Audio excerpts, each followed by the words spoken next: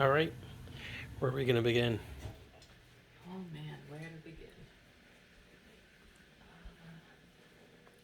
Are these on the table? Everything's on the table, I think. Okay, I want this one. It's for $3.99 surprise buy from Kmart. Oh, God. All right, we're going to point that out.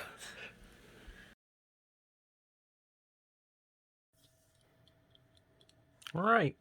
Welcome back, everyone. I'm very excited about the reaction our first episode got. Lots of comments, mostly on the Facebook group on facebook.com/group/nonpro. But, it's always nice to see people appreciating what you're doing and I think liking the idea of what this experiment is all about.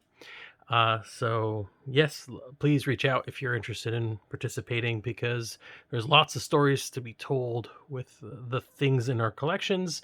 I want to bring up one thing from the first episode that got a lot of attention, and that is Police Taxi. Star Taxi Police. While I was editing the video, I thought about it and I was like, "Well, is this from a cartoon or whatever?" I don't quite remember.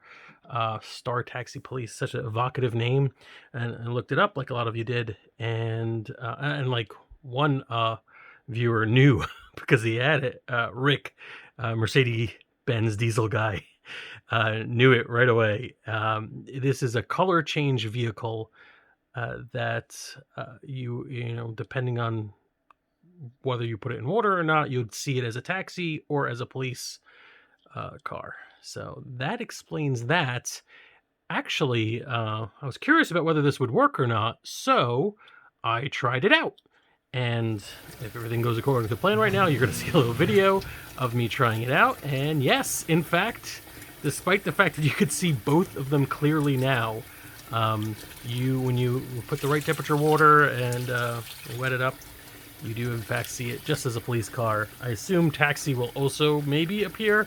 Maybe that gimmick is less obvious, but yeah, so it kind of still works. Very neat Hot Wheel toy from 1977. And just one of the die-cast cars. I found another case of them somewhere. I mean, it looks like it's a case of die-cast cars. I didn't open it up, but I don't think we're going to get into those today. I'm going to do something different just to give a little sampling of the stuff that is going to come from this show. I am going to go into a box that I, within the last 10 years, labeled old games. So I'm expecting old games in this box. We'll see. And this one's going to be a little more awkward because there's going to be a lot more standing up. All right. I immediately recognize the first thing on the very top, but unfortunately, I recognize it as something I did not know much about. So, with this price tag still on it, from Toy Mart for what I believe is $4.95. I don't know where Toy Mart is. It feels like, I don't think it was a chain. I think it was probably some small secondhand store-esque thing. I don't know. But if you know, please leave a comment on the YouTube video. Let us know.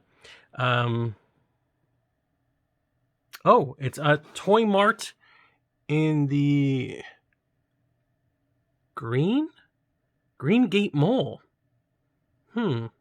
Green Gate Mall. Do not know. Let's look that up.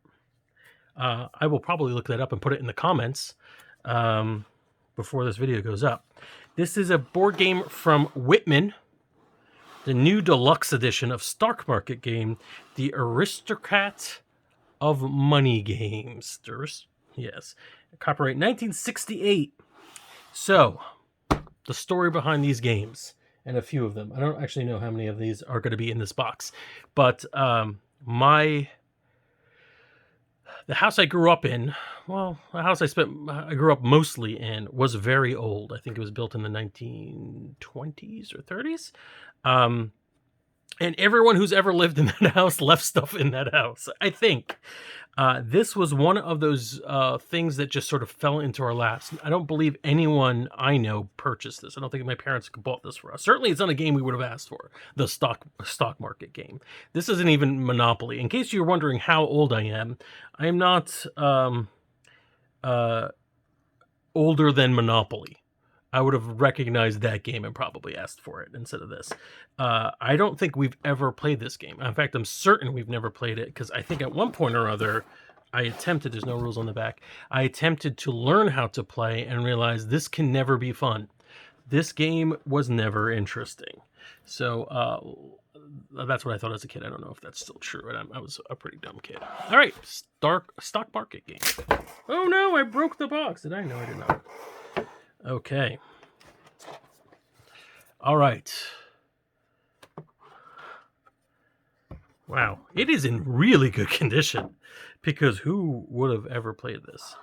I wish I could tell you more. There's a Monopoly feel to it, obviously, because there's, about the aspect of the game is about the finance, but there's also the pay square and you're moving around, and I'm certain you could buy stocks in this game, and there's a stock market that goes up and down. I think there are little things that slot into the board. It's from 2 to 8 players. I remember trying to figure this out. Alcoa.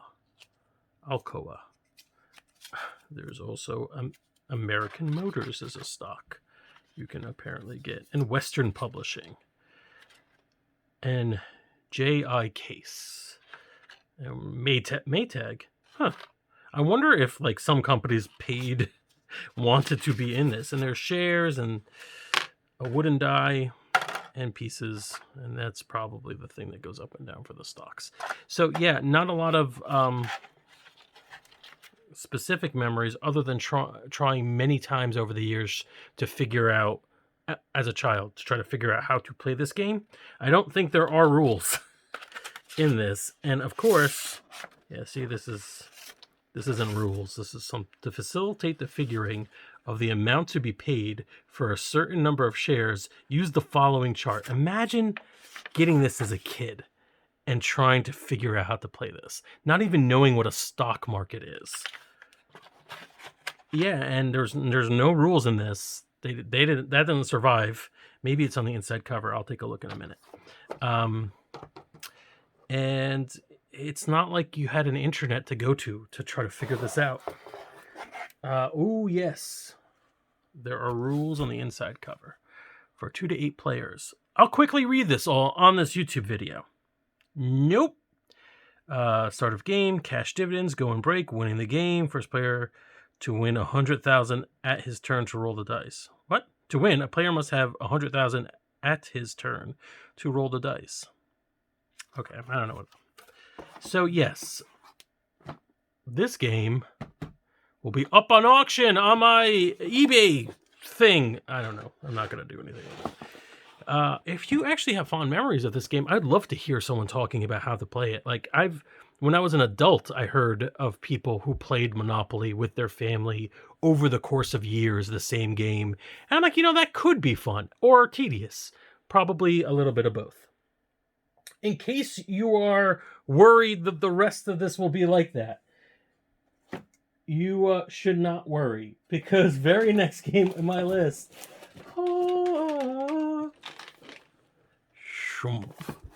Pac-Man. The Pac-Man board game.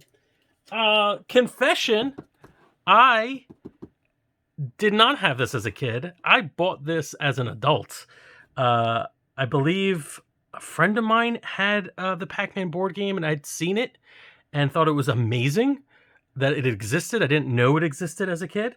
And I went out and bought it on eBay, I believe, a number of years ago, as well as a few other vintage video game board games. It's a lot of fun. Milton Bradley's Pac-Man. I think this has all the pieces. Let's find out. Oh, yeah, let's do this right away. The rules. Yeah, you're going to see a very strange and needlessly ferocious looking Pac-Man figure. And a ghost, and etc. I remember eating the pieces was difficult. That's sounds really stupid. So yes, this is the maze for Pac-Man, and you would put marbles in the little slots, so they would stay killed. I think there were power-ups on the power-up slots, and then your Pac-Man figure, you would roll dice to see how far you moved. That's right, and there were different colored Pac-Man so that it could be like a regular board game. And this is look at that. That's hideous. Why would you design this? And it was difficult to get the marble directly in the mouth. The ghosts, were there only one color of ghosts? Two green. I think there were only two ghosts.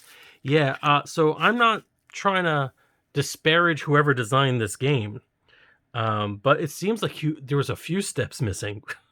I would have had more colored ghosts, so it would be more evocative of the game, and I would maybe have you play the ghosts and Pac-Man be the protagonist. That's right. The antagonist. That's right. I'm redesigning a board game from the 80s. I love this thing. I think it's really cute. It's one of those things you want to hang on the wall and not necessarily play because, again, it's an aesthetic.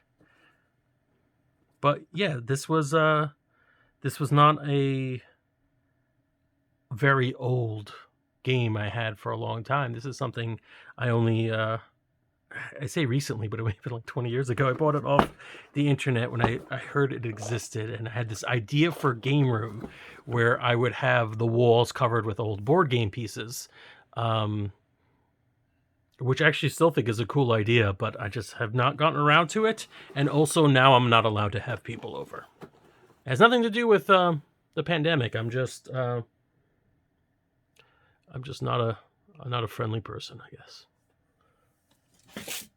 All right. Let's look back into there. You know what? I'm gonna dig into this because there is a lot of weird stuff in this game, in this box, including things that are not, to my memory, very old. This thing must have popped out of its shrink wrap while it was in storage, because I think this was sealed. And you could even see, like, I would have to rip it open more to get it actually out of the bag.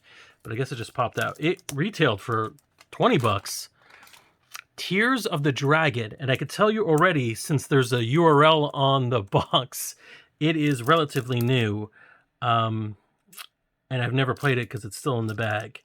So this is a war game, the kind that you don't really see a lot of people playing much anymore.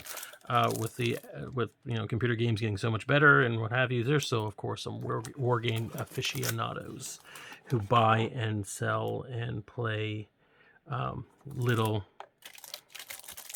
piece moving war games. And if I recall correctly, this was a prize I may have won for being a good role player at a double exposure convention. And in other words, it was one of the things you could cash a little gift certificate prize. There was a time during the double. So if you are in New Jersey, and I think some other states now as well, but definitely New Jersey, Maine State was a double exposure conventions. And there was a time where you would win a board game or you win a war game or whatever, and they would give you a little certificate. They still do it. I can't remember the name of it. Please tell me in the comments. Double exposure cash. I can't remember anymore. And you get a little certificate that said that you were first place or whatever, and it'd be worth some value in the prize table. And in the role-playing games, for some reason, you would also win. There was a time where you would win like best role player or whatever. And humble brag, I believe I may have once or twice. Less humble brag, they, I think, changed it so that everybody at the table gets an equal share of the cash prizes. How? This is the problem with America. I'm joking. That's actually a much better way of doing things, because it was always kind of random whenever somebody won. I think we rolled dice to determine anyways. Just flipped a coin or whatever. But yeah, Tears of the Dragon. If you know much about this game, or if you are John R. Fythian Jr., it's hard for me to read. Oh, I'm sorry. It's not in frame. John R. Fythian Jr.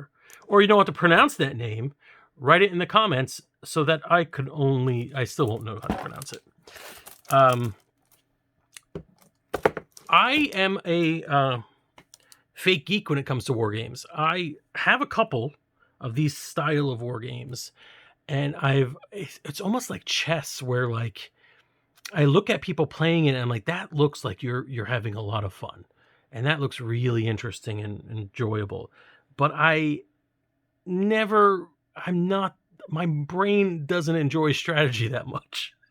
So I'm like, I don't know if I'll actually learn how to do this or play this. But like, I kind of like the idea that those games exist, if that makes a lot of sense. The more vintage, the more likely I'm like, oh, I can't get it. Like any Steve Jackson game, I would keep, even though I would probably never play him.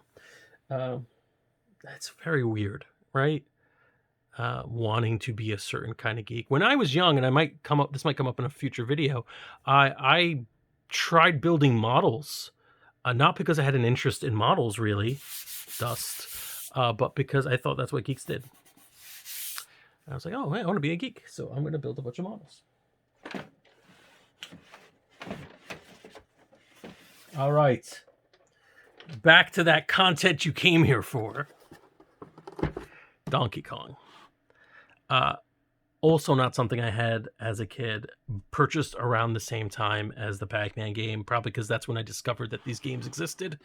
I would not have had these purchased for me when I was younger.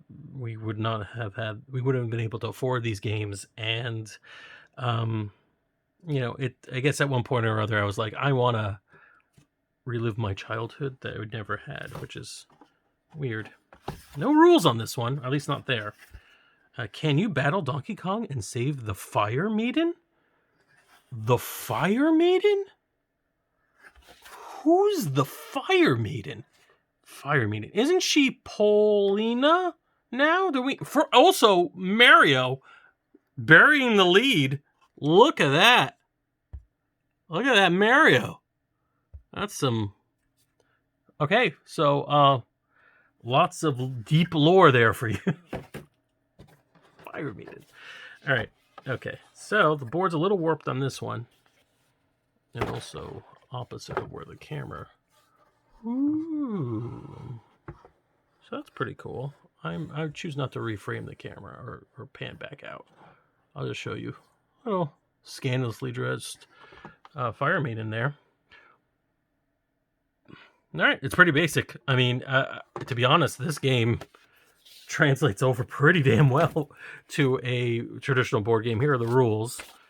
Oh, all right. And which I will now flip by really quickly so you could memorize it and recreate it on your own. Wow. Here is the Donkey Kong with his functioning arm.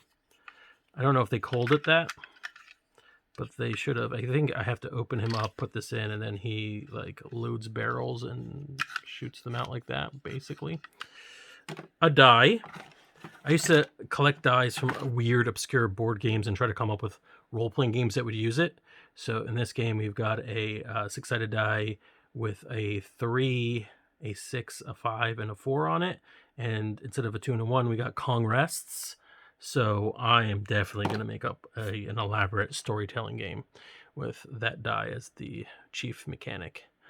Little barrels for him to throw, cards that say jump on them. And there's a hammer in there as well. Oops, sorry. Right. Really need to see hammer, jump. I think it just says hammer and jump. I'm sure there may be some other positions. And various different colored Marios. Oh, and a little fireball thing. That's neat. So, which Mario are you today? Are you Yellow Mario? Are you Luigi Mario? My guess is that this game translates over as a board game much better than Pac-Man did, or the way they realized Pac-Man. But I did not play it much. I may have played it once when I first got it. And again, thinking, ooh, do I want to use this as a piece of decorative art or something douchebaggy? I don't know. That was really cute. Hey, Fire Maiden. and Constipated Mario. It's a goofier episode. So yeah, I guess because so far what I've gone through is or the stock market game, which I remember not understanding, the Tears of the Dragon, which I must have gotten as an adult or near adult, probably an adult. I think I went to my first double exposure convention in college. So, and then 2 vintage board games that I got as an adult. Because of that, I am significantly less sentimental about the things I've gone through so far. And I have only goofy things to say about them, which is really interesting when you think about yesterday, or last episode, I should say, which was not in any way yesterday. But we're with the diecast cars, and I'm distinctly remember everything I was going through. That's fascinating for me, but things are about to change, my friends, because we are going into my actual fondest child. Oh, I like that. I like the way that worked. Fondest childhood memories: Mighty Men and Monster Maker. So a few months ago, throughout this pandemic, I've been helping Kevin Mara from Kevin Geeks Out produce a virtual version of the Kevin Geeks Out show, his Halloween show, which was a clip show, I think, on Twitch. Yeah. The graphic that he used to promote the show was this, and as soon as I saw it, I freaked out. I was like, I remember this so vividly. I have 2 older sisters. One is 7 years older than me, one's 5 years older than me, and they had I believe, branded a Barbie version of this game, and it was interesting because it's one of those few times we had activities that we could all do that were very close to each other but weren't the same. I'll go more into that in a little bit. I remember that so basically the way this works is there are a bunch of panels for various monster heads, torsos, legs, and colored pencils. And then like a place where you could put these panels in, and then you could trace them and mix and match them to make different kinds of monsters. This was effectively my first character creator in many ways. This is like my first dip into role-playing in a way, I guess. And there are a couple of samples in there, and I remember all of them. And I remember being really impressed and attempt to find what the actual connection was, what the genuine monster should have been, and then maybe coming up with my own ideas afterwards. This thing is not in good shape. Well, I think it is in good shape, but it must have fallen apart over all these years. Should I do a jump cut and set it up? Nah, let me set that up for you. All the pieces are, of course, here because as I said, anal retentive. So I'll put all the colored pencils in here. This was a little bit of charcoal-esque stuff that you would trace. So let me show you. So yeah, we would put the heads in here, our torso in here. This is your average, like, good guy superhero head, maybe. This looks like a spaceman head. That was a mummy torso. We have a and the other side there's textures.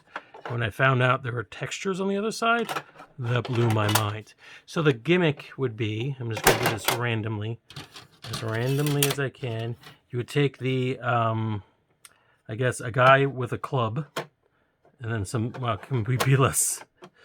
Got a superhero tight city dude, and let's say the mummy's head. So this is a mummy-headed, club-bearing superhero dude. Interesting. I think this guy probably was his. That was probably his. A windmill. Maybe a Frankenstein's monster. Alien legs. Look at old alien legs. And like I said, sometimes it was fun just trying to figure out what the actual monster was, because I was very interested in cryptids and the like. I just realized, as a kid, but I also, as I've said several times, I didn't have a lot of context towards the fiction I grew up with.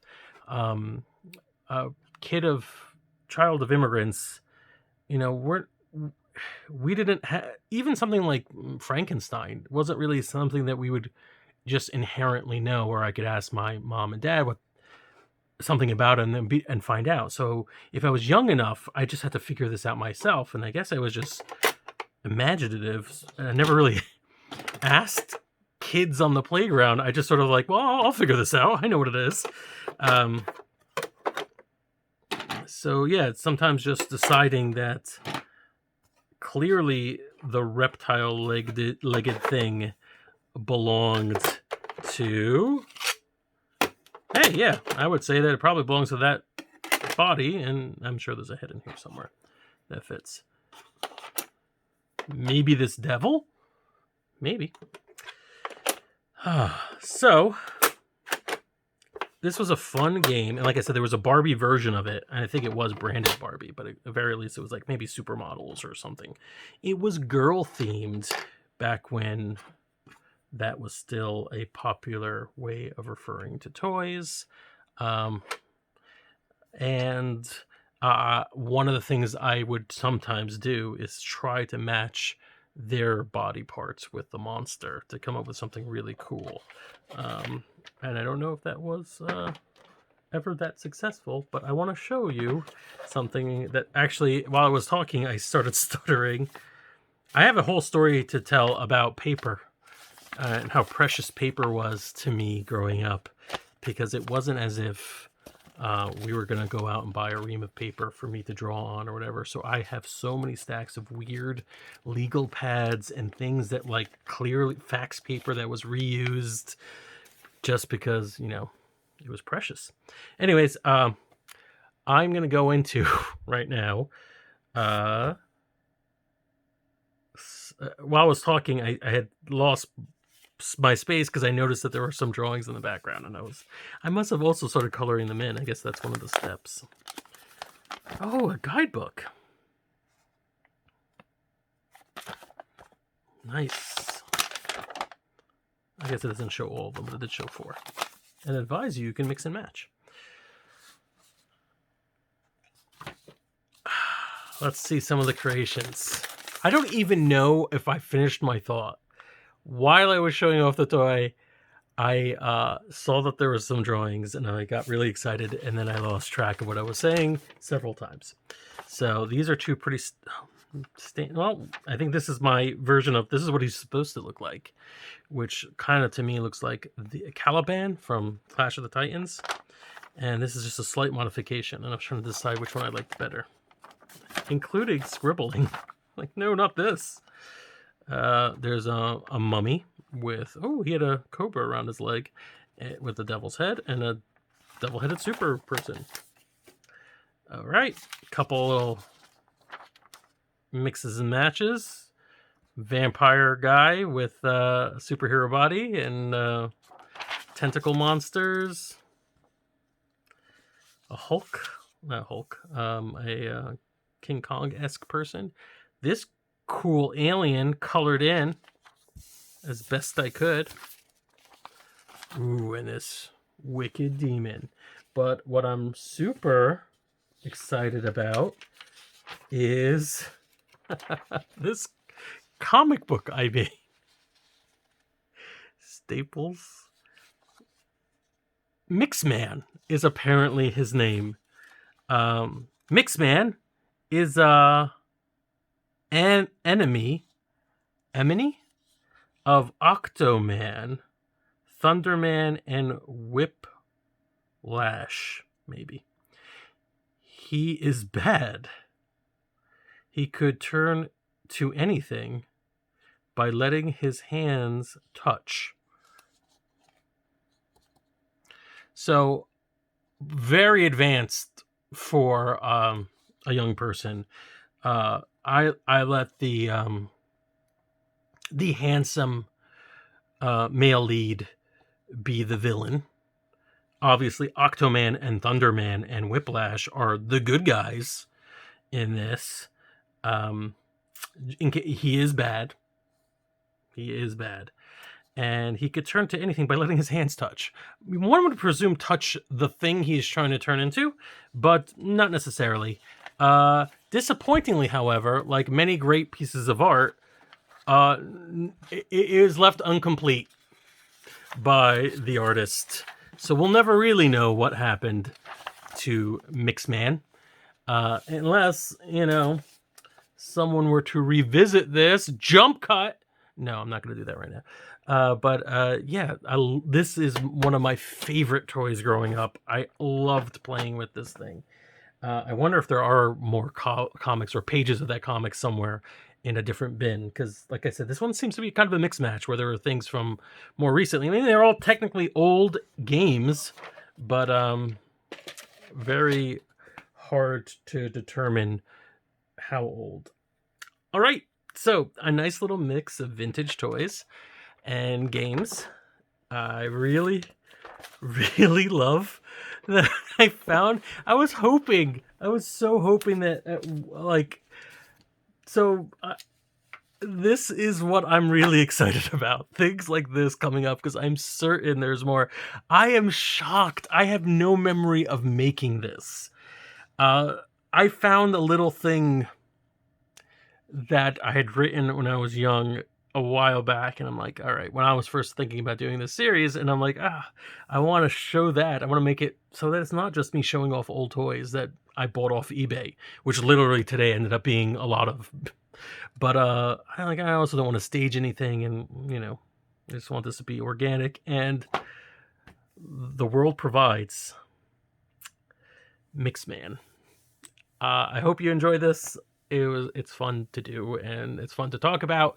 Please subscribe, leave a comment on the YouTube page. That helps it get promoted so other people can see and enjoy this. I think that's how it works. It sounds like that's how it works. But talk to me on Facebook too, or anywhere else. That's fine. Yes, I've got a few people saying that they want to work on this project and produce some stuff, and I'm excited for it. I will get back to you all shortly, and stay tuned.